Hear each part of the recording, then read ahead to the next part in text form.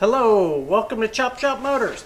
My name is Clay, and typically on this channel, if you're just now joining us, we're working on old car projects, old truck projects, things around the shop. So, we kind of give you a peek behind the curtain of how some people kind of work on this old stuff, and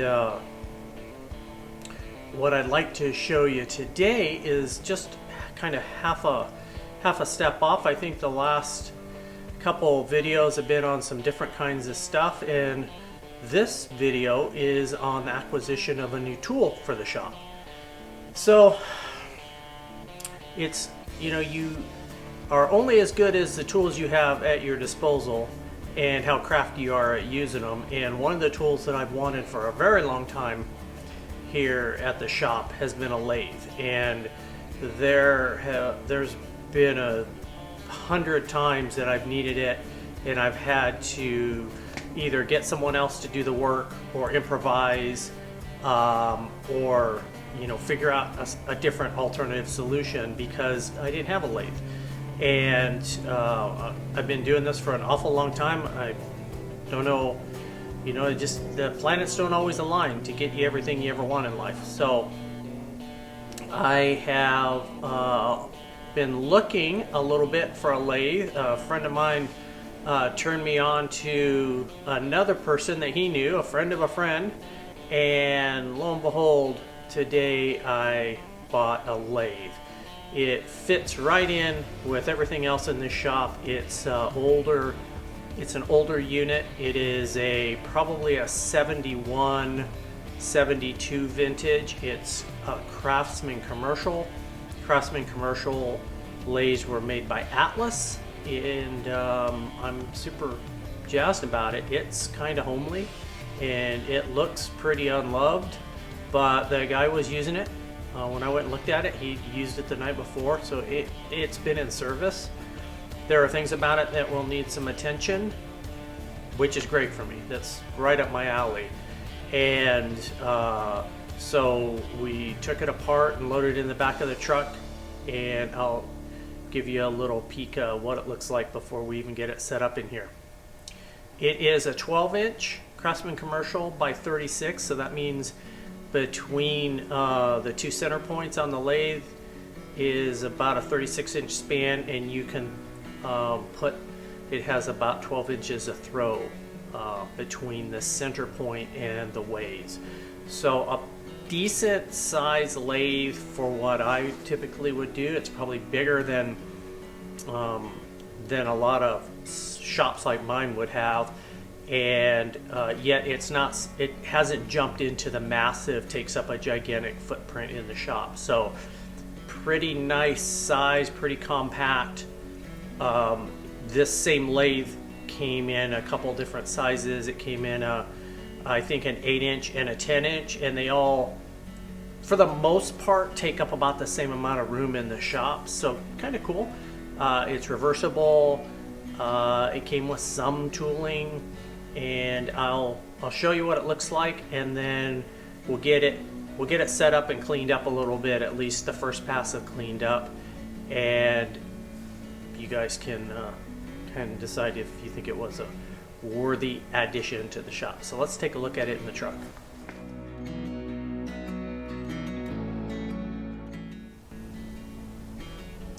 Here it is. This is the lathe portion itself. You can kind of see the name tag on it. As you can see from the tray, it has filings all over it. So he'd been using it up until really last night.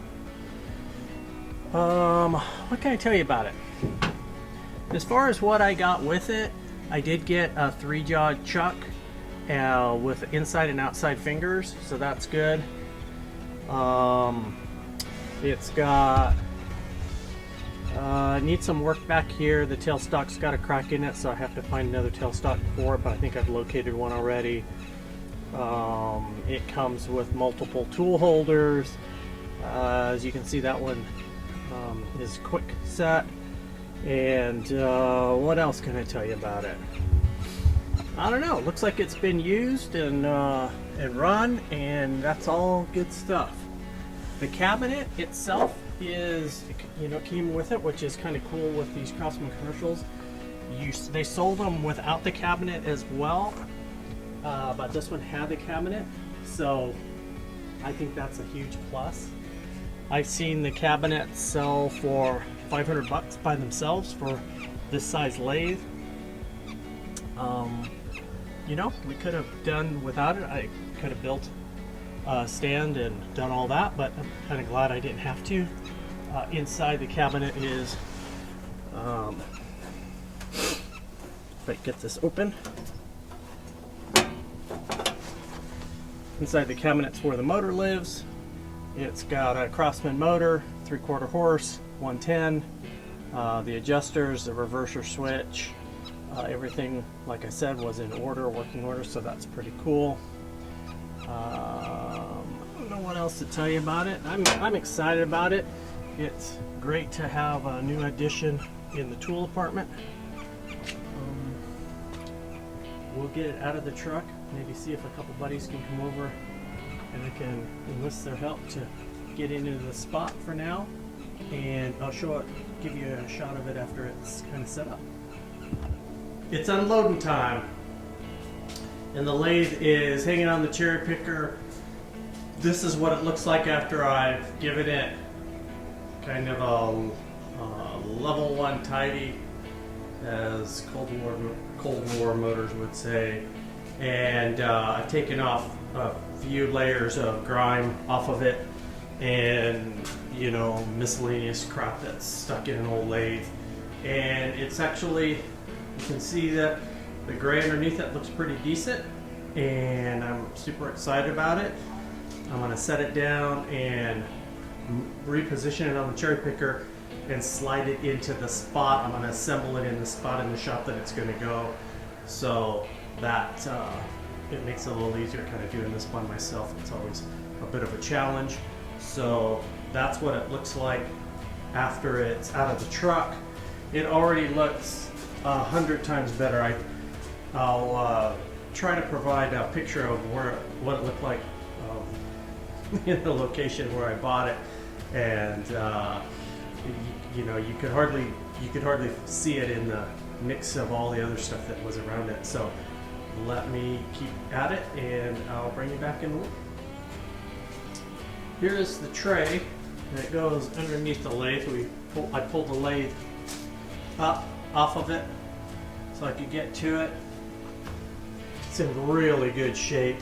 It's grody, but you know, it's hard to keep these clean even in the best of circumstances. So that's kind of the pan. So I'm going to clean it up, put it in place, and things will start to look like we're heading in the right direction. There's a lathe. I pulled the tailstock off of it, moved the bed forward, so we're making some good progress. Here is the lathe up and running, in position. Works kind of good, pretty close to the garage door, so easy to kind of blow stuff out and whatnot. And I'm pretty happy with it. I've given it kind of a once over, barely, and probably more than barely because it was pretty grody, but I've given it a once over. We'll give it a couple more. It is a Craftsman 1236, which means it's 12-inch throw, 36-inch bed. I've got tailstock parts coming for it, so I can put that on, and got to order a new belt for it because it's a little marginal looking.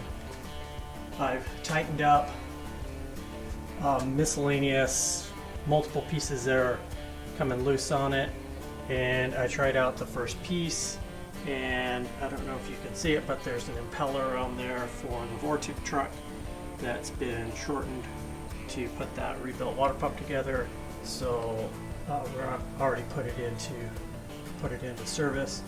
I picked up some new tooling for it yesterday, some new bits, and we'll get kind of that piece all sorted out so it's kind of to my liking.